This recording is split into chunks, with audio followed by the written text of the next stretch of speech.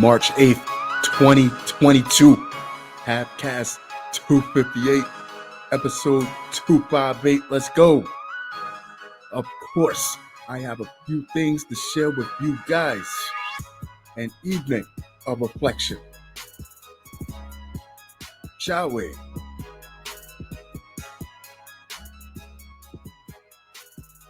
Teens charged with shooting 3, killing 1 outside Iowa high school.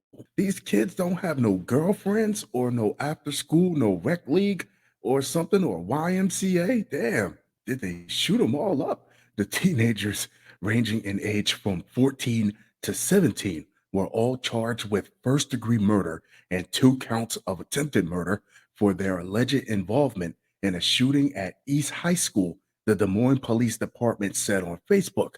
The incident at East High was the 13th shooting at a K through 12 school this year, CNN reported.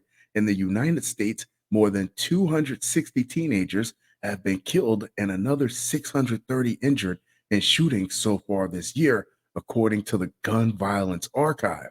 When I was going to school, we had something called open gym, which maybe from about 5 till 8 o'clock at night, kids that even if they're not in the school, they could come and shoot the basketball around for a little bit. I'm not saying it's going to stop everything, but at least there's an alternative to running around with a bunch of knuckleheads if you don't want to. Just before 3 p.m. on Monday, police received several calls regarding a shooting outside of the high school with reports of multiple injuries. After officers arrived, they found a 15-year-old male, a 16-year-old female, and an 18-year-old female injured near the parking lot. Police determined the 15-year-old was the intended target of the drive-by shooting, but was not a student at East High. He later died at the hospital. Both of the female victims remain in the hospital. The 16-year-old is in serious condition, and the 18-year-old remains in critical condition, according to police. The district said in a news release the school was immediately put into lockdown and students were kept inside as police investigated. Shortly after the incident, Police Sergeant Paul Parasic said the suspects were detained. The students were dismissed at around 3:30 p.m. During the investigation, police said they located several shell casings at the scene. Police said that detectives executed 5 residential and 6 vehicle search warrants and that investigators recovered 6 firearms. While this incident occurred outside of a school, it could have occurred in any one of our neighborhoods, Des Moines police said on Facebook. Police charged 17-year-old Octavio Lopez, 14-year-old Niang Shamdual, 16-year-old Manuel Blazo, 16-year-old Romero Perdomo, 15-year-old Alex Perdomo, and 17-year-old Henry Valadares Amaya, according to local TV station KCCI. Man pleads guilty to killing 2 at Nebraska restaurant.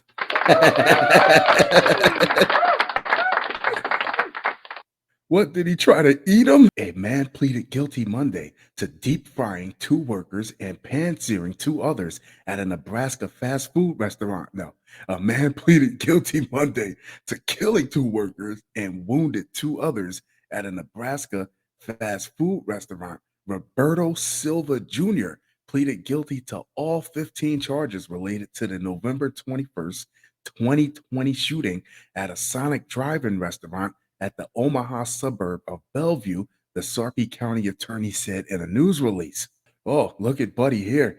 He looks like the only time he is happy is when he is not hungry. The plea means Silva's case won't go to trial, but Sarpy County attorney Lee Polakov said he still plans to seek the death penalty. If they're going to give him the chair, they're going to have to pay their electric bill a few months in advance because that is a big boy. Silva faced numerous charges, including 2 counts of first-degree murder, 2 counts of attempted murder, and arson. He was accused of setting fire to a U-Haul truck that he had driven to the Sonic drive-in and then entered the restaurant and shot the workers. This is how you Sonic! When officers arrived at the restaurant, they found the U-Haul ablaze and 4 victims in the business. Silva was unarmed when he was arrested nearby a short time later.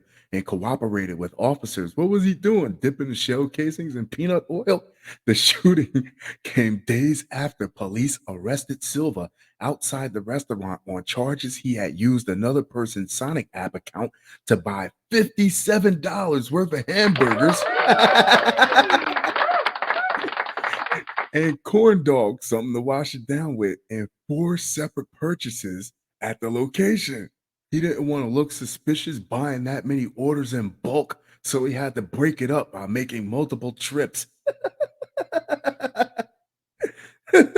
Silva paid 10% of his $1,500 bail and was released from jail. They had to let him out on bail. I guess they figured it would be easier to feed him on the streets than it would be to feed him in jail.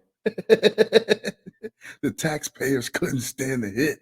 This is how you Sonic. Chicago mother who caught COVID from student actually drank to death. A Chicago mother who the teachers union claimed died when a COVID positive student was sent home to quarantine as they rallied for more COVID protocols actually died of alcoholism. It emerged on Monday. Denisha Henry, the 32-year-old mother of an eighth grade student at Jensen Elementary Scholastic Academy in the East Garfield Park district of Chicago, died on September 24th. The day before, Shanitha Curry, 44, had died of pneumonia from COVID with diabetes and hypertension as contributing factors. She was not vaccinated. Soon after, the Chicago Teachers Union claimed at a rally that both mothers caught COVID from a child at the school where 11 out of 17 classrooms were in quarantine. But according to a Cook County medical examiner's report obtained by Chicago City Wire on Monday, Henry actually died of chronic ethanolism, a term coroners use to describe someone who died of alcoholism. Chronic ethanolism is also what AJ Johnson, a comedian from Friday and Players Club, passed away from. Now, parents in the Chicago public school system say the teachers union should be ashamed for misrepresenting her death in an effort to deride the school system for its handling of the pandemic.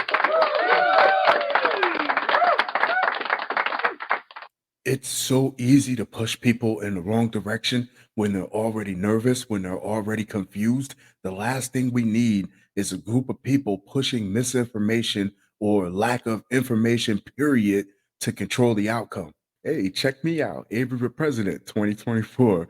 My God, the burden they placed on those young children who lost their mothers, telling them basically you killed your mothers by going to school. One parent who asked to remain anonymous out of fear of retribution said, yeah, exactly. Shame on them. This proves they'll stop at nothing to get what they want.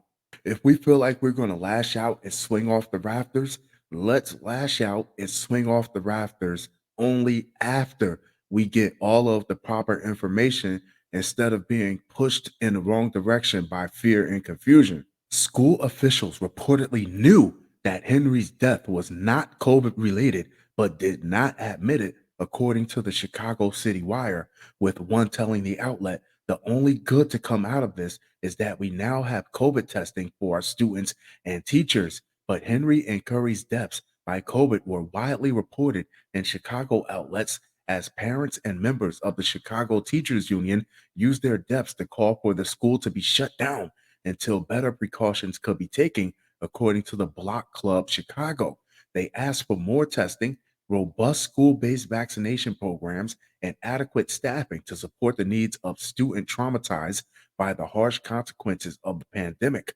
In a press release announcing the September 28th Speak Out for Safety rally, the Chicago Teachers Union said COVID claimed the life of one 47-year-old school mother and a second 32-year-old mother died, which we now know in part was due to alcoholism. The family of Shanitha Curry furthered the claim at the rally with her sister Jasmine Johnson saying if the protocol was in place, she would still be alive. Johnson claimed in a GoFundMe she set up for Curry in the aftermath that she was never contacted by a contact tracer after her daughter brought COVID home from school.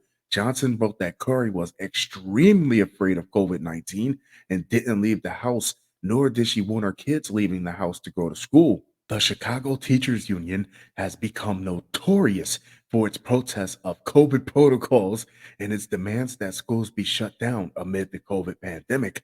In January, the union closed down for 4 days as they protested the school system's reopening. The bitter standoff saw 300,000 students in the city go without education, angering parents and students alike. I don't think the students were that bad. Man accidentally shot in mouth after showing girlfriend how to use the gun. Yakety yak, don't talk back. A woman in Ohio accidentally shot her boyfriend in the face after he tried to show her how to use her recently purchased firearm, according to the police. Was it really an accident? According to documents seen by ABC CW affiliate WTVG, Christopher Antron Scott Jr., 30, had been showing his girlfriend Anna Cigaroa, 36, how to use a gun at their home just before midnight on March 4th. The document said Cigaroa told police she wanted Scott Jr. to put the gun away as she claimed he was not allowed to be near one due to a prior felony conviction. However, the police report stated Scott Jr. refused. Cigaroa allegedly tried to take the gun back, and a struggle between the pair ensued. I can just hear him right now saying something stupid like, if God wanted me to listen to a woman, he wouldn't have made me a man. At one point during the struggle, the gun went off and Scott Jr. was shot in the mouth. According to the network, Scott Jr. then drove himself to a nearby hospital. Documents seen by Newsweek said Cigaroa was arrested on March 4th and was handed a felonious assault weapon or ordnance charge. Great. Now neither one of you can use a gun. Who's going to protect the almighty protector? She was booked into the Lucas County Jail the following day and was released from the facility on Monday afternoon. Fun show, fun show, fun show. That being said, I'm going to wrap this one up, but I'll be sure to talk to you guys very, very soon. Adios.